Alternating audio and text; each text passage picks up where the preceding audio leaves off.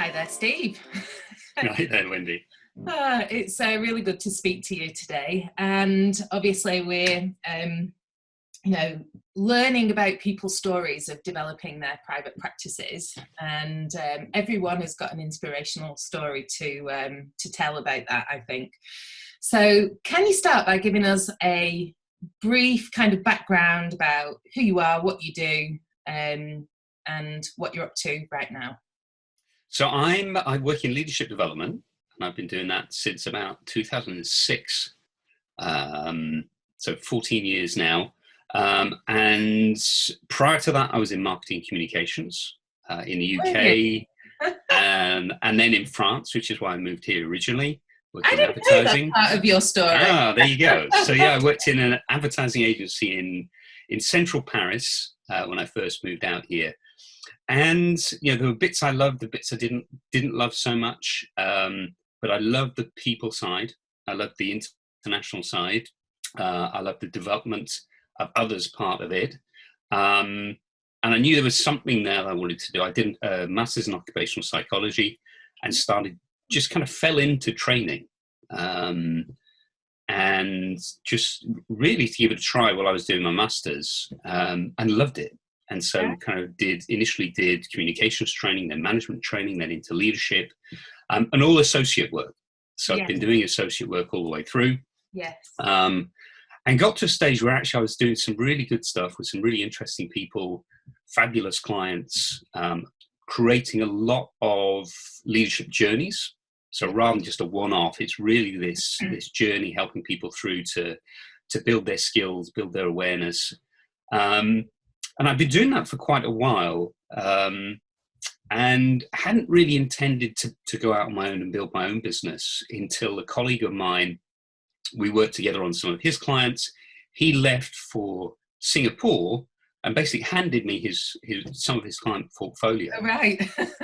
Which is a fabulous way to pick up clients. And they kept... Because you were in Paris still at the time, yeah? Yeah, so that's right.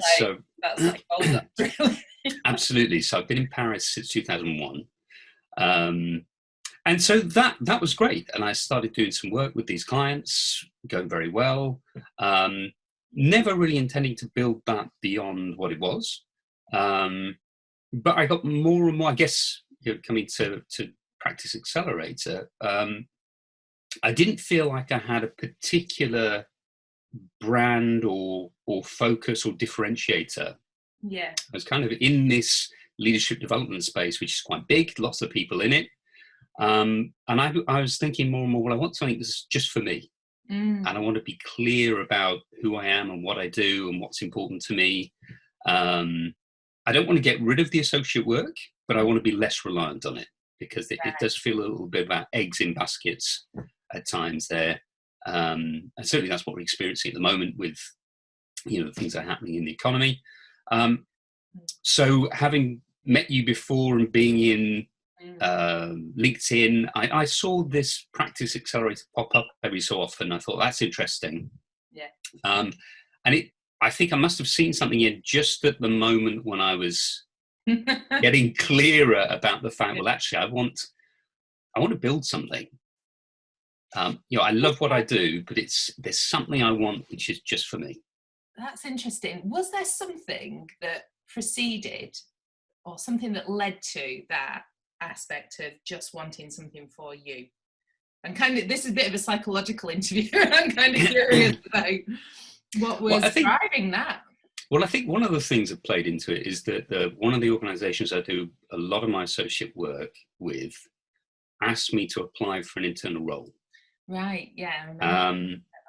And I did, and there were loads of reasons that was a really good idea. It's a really good fit with that organization. I love working with them. I work a lot with them still.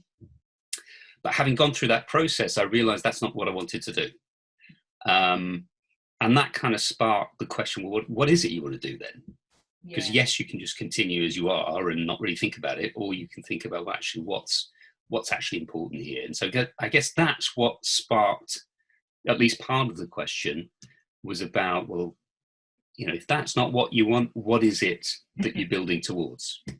And I think that's when the Practice Accelerator popped up, it'd been going on, in cycles for years, as something in the background, but that's kind of when it just hit in the foreground at the right time. It's interesting because obviously you're an occupational psychologist, but we also work with, and you'll know because there were clinical psychologists also on the Practice Accelerator 3, I think you were on. Is that right? I think that's right. Yes, with Kaya and Laura and everyone. So there is this thing, and I went through it as well, and it's kind of curious, I think, because there's this element of you can fill up your caseload with associate work. Mm-hmm. But it's this sensation for me anyway, and what I've heard other people express is this sensation of being on a treadmill, and that's great for a while, and then you start to think, and what next? Where am I going next? So I'm wondering about your experience of that. Well, I think for me, I didn't, but basically I did my master's in occupational psychology, and then came off the back of that thinking, right, what do I do with it? I'd already started doing some training in parallel, and I went through that OcPsych training thinking, well, at some point it'll become really clear exactly what I want to do. And it never did, because I wanted to do all of it. And I guess the training and the people development was what I was in, and that captured my imagination. And I think the associate work for me was fantastic, and still is, because it built me up and gave me opportunities I wouldn't have for myself, till I reached a stage where actually, I could start to pick and choose what I did. For a long time, it was just yes to everything. And then figure out how I do it afterwards. And then I reached the stage where actually, I got some recognition. I'm good at what I do. People want to work with me. I can say no. And I think that's the joy of the entrepreneur, freelance. In theory, at least, you can say no. And I think I've actually said no and walked away from a number of associate positions with organizations because it just wasn't a good fit. Sure. And I've got it down to a couple of consultancies, big and small, that I want to keep working with. Yeah. But I don't want that to be all of it, because that ends up defining who you are rather than you defining who you are. Yeah. So I think some people, when they split from associate work, it's driven by different things. And for me, it was driven by balance and a push for more personal identity. And I think that the benefit of that is if you go out on your own and have more of that personal identity, you can then actually take that back to associate work as well and get more of the right kind. Yeah. And I think that's something I've experienced through the Practice Accelerator, is getting clearer about actually what am I really interested in, has then helped me pick and choose more the associate work I get involved with. Yes. And I've got my criteria. Either it's really well paid. Towards that goal then as well. That's right. Either it's really, really well paid, and then that just kind of trumps everything, or it's in one or two or three areas, which means I've got much more selective, and I'm building a more core set of skills and experience around what I'm excited about. Perfect. So tell us a little bit about, because I know obviously what you worked on Practice Accelerator, and I know you're still kind of bringing that to the market and doing, you've done a lot of very thorough research around it. And then obviously in the middle of all of this, we had pandemic craziness, and you've been in Paris, so you've been locked down like there's no tomorrow. Like you had a proper lockdown in Paris. It is. Like, it is. And trying to balance kind of family demands and work and be locked down in Paris is pretty challenging. So tell us a little bit about what that thing is that you've been working on, because I love it. Well, it's the core is if you think about when a leader takes on a new position, typically from middle management upwards, there tends to be a point in their career where it's not just an evolution, but actually it's a step change. Exactly. And it could be from middle management to executive, or general management. It could be, the first, one of my clients, it's the first time they've been on a board. Right. And it's just this step, which is a stretch beyond evolution. And what we see in organizations is those people typically, they're really experienced, people have a lot of faith in them, but there's very little support quite often, whether that be from internal or external, and there's a massive pressure for them to succeed that they're putting themselves under, and for the organization, particularly as you go up in the organization, they get it right, they get it wrong, makes a massive difference for them and for everyone below and above.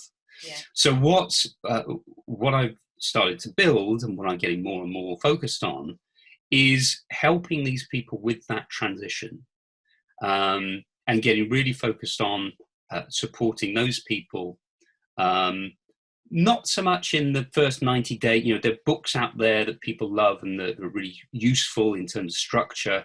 It's a little bit of that, but it's also really helping people to go deeper about thinking about, well, actually, what does success look like for me?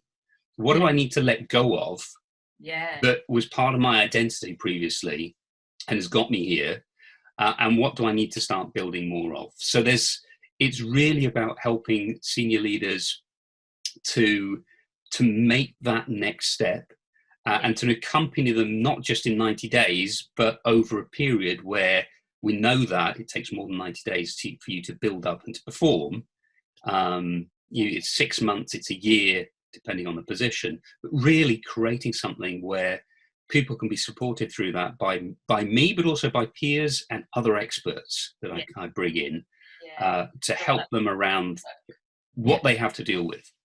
So that's what's really fired me up, that I kind of identified through the Practice Accelerator, and it's helped me to get clarity on that and start working towards bringing some products to market, but also looking for, seeing opportunities to really engage with that population and to make a difference already.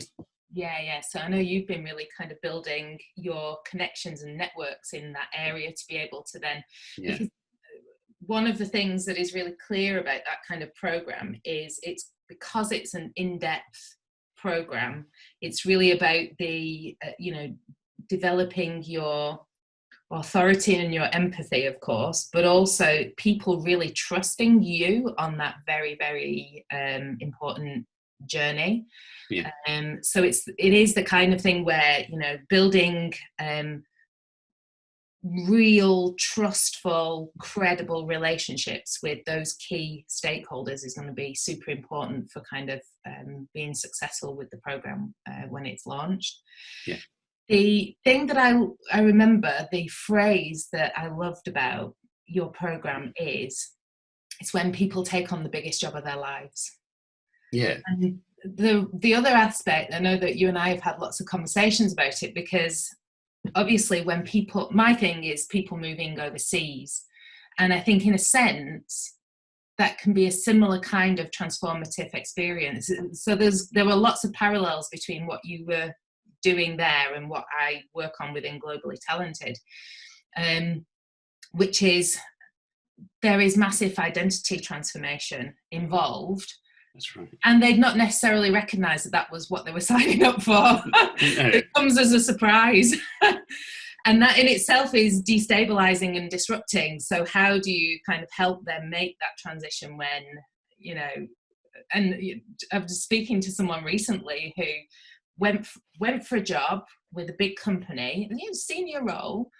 And then there was some, had some kind of senior interviews, CHRO, etc. And then there was a bit of jiggery-pokery within the organisation. Some people moved around, and then all of a sudden, the job they got offered was like 2 levels higher than the one they'd gone for. And they were like, I'm going to say yes, but I'm really scared.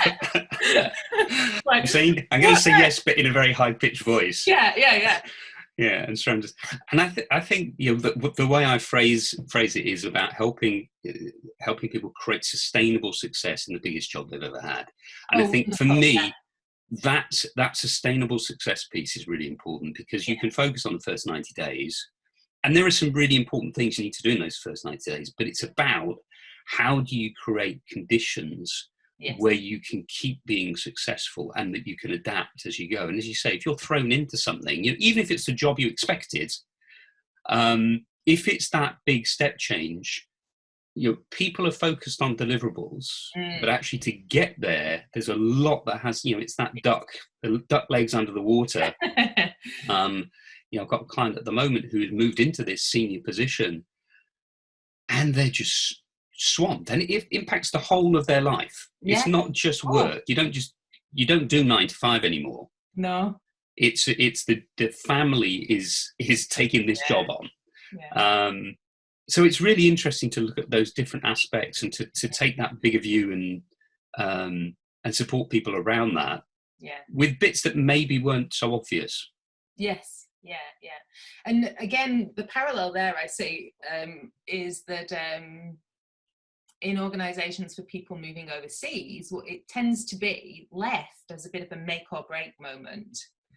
And I think that's an unnecessary risk to, first of all, just people's well-being, but also to some of the key talents within an organisation. Why would an organisation just we're just going to blow your life up and let's see how you do with that? Why? We don't need to do that. We can give them a big job, give them a big exciting move, and then support them so that I think that's one of the things I do want to develop moving forward, is working with HR to help them support the senior talent more effective, because there is this assumption that they're so good. Yeah. Of course they don't, they've proven themselves. They don't need our support to make them successful. Whereas you'll support, younger middle managers because you say, well, they haven't got the experience.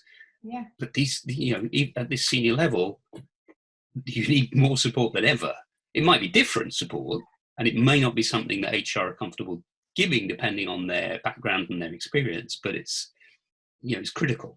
Yeah, perfect. I know that you and I could carry on talking about it. So just a quick question, what would you say have been your kind of highlights and your main challenges working through Practice Accelerator?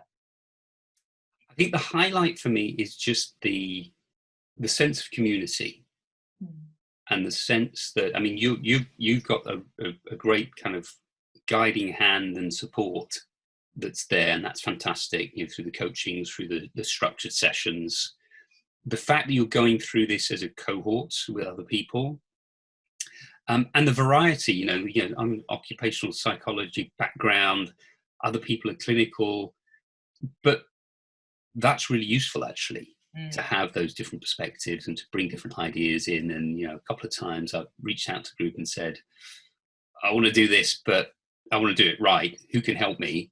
And a couple of clinical psychologists have come back and said, and guided me, or sent me, or offered to support me on it, or do something together. So I think that's been really helpful. The rhythm of having sessions at a regular touch point over a period of time, I think it's been really useful. The structure as well. I love a bit of structure. Of having certain themes to work through, and some challenging questions that we can sit with for a while and get wrong, or try out and then try again. And there's absolutely, it feels like a really supportive environment, rather than, the push to win and get things right that you see in some, if you look out there, people trying to help you build your business, it's all, 10 times it. It's not about that. It's about getting it right for you and building it in a way that actually is coherent with your objectives and your family and everything else. So I think that's something I've really appreciated. And the Facebook group, which, not everyone is active and doing stuff at the same time, but the fact that every so often stuff gets posted up there, I've had a breakthrough, or I've got this challenging situation, don't know what to do.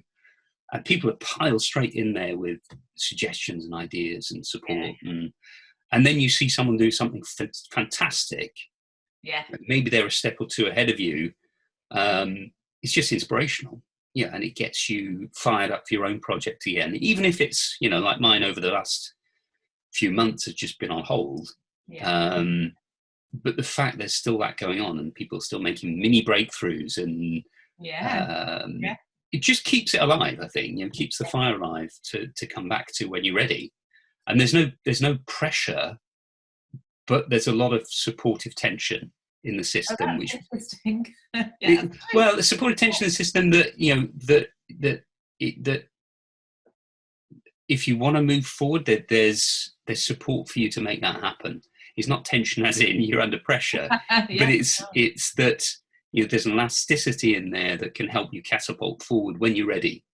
Around subjects that maybe aren't within your scope. And for a lot of us, the whole part around selling and marketing, and I have something of a marketing background. I've done some sales, but never for myself before, which is different again. So I think that's, it's been really valuable.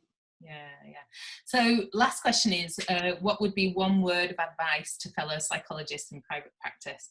Not even, I know it won't be one word, but. I think just get started. Whether whether you've already launched and you're busy and you've got stuff, but it's not quite what you want. Start exploring and try stuff out with the knowledge that it doesn't matter if it's not quite the right thing, because you'll have made a step forwards and you'll be clear that it's not quite that thing, but there was something here that was interesting. So I think, get started, try things out, use the group as well, to explore, to test, and there's, they'll give you some fabulous feedback and some ideas that you take or not take, and that's fine with everyone. It goes two words. Thanks so much, Steve. It's been really a pleasure to speak with you, and I will also see you in the group. All right.